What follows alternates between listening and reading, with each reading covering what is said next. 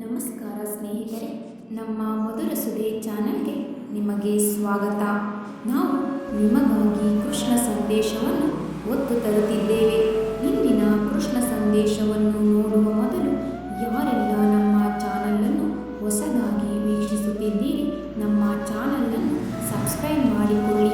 ಹಾಗೆ bell button ಒತ್ತುವ ಮೂಲಕ notify ಆಗಿರಿ. ಇಂದಿನ ಕೃಷ್ಣ ಸಂದೇಶವನ್ನು ನೋಡೋಣ. ಸುಳ್ಳು, ಮೋಸ, ದ್ರೋಹ, ವಂಚನೆ ದೇವರ ಬಳಿ ಸಾಲ ಮಾಡಿದಂತೆ. ಒಂದಲ್ಲ ಒಂದು ದಿನ ಬಡ್ಡಿ ಸಮೇತ ಕಟ್ಟಲೇಬೇಕು. ಹಾಗಾಗಿ ಕೆಟ್ಟ ಕೆಲಸಗಳನ್ನು ಮಾಡಬೇಡಿ, ಅದಕ್ಕೆ ತಕ್ಕ ಪ್ರಾಯಶ್ಚಿತ್ತ ಆಗುತ್ತದೆ.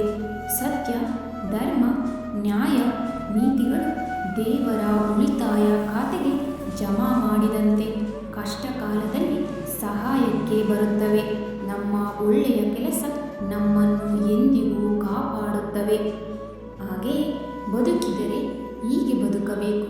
ನಿಮ್ಮನ್ನು ಕಳೆದುಕೊಂಡವರಿಗೆ ಪಶ್ಚಾತ್ತಾಪ ಆಗುವಂತೆ ಇರಬೇಕು. ನಿಮ್ಮನ್ನು ಉಳಿಸಿಕೊಂಡವರಿಗೆ ಅದೃಷ್ಟ ಎನ್ನುವ ರೀತಿ ಬದುಕಬೇಕು. ಎಲ್ಲರೂ ನನ್ನವರು ಎಂದು ಮೆರೆಯುವುದಕ್ಕಿಂತ ಮೊದಲು ನಿನ್ನವರು ಯಾರೆಂದು ತಿಳಿದುಕೊಂಡು ಬದುಕು. ಆಗ ಜೀವನ ಸುಂದರವಾಗಿರುತ್ತದೆ. ಸುಳ್ಳಾಗಿ ನಟನೆ ಮಾಡಲು ಗೊತ್ತಿಲ್ಲದವರು ಮೊದಲು ವ್ಯಕ್ತಪಡಿಸುವುದು ಕಣ್ಣೀರು ಮತ್ತು ಕೋಪವನ್ನು.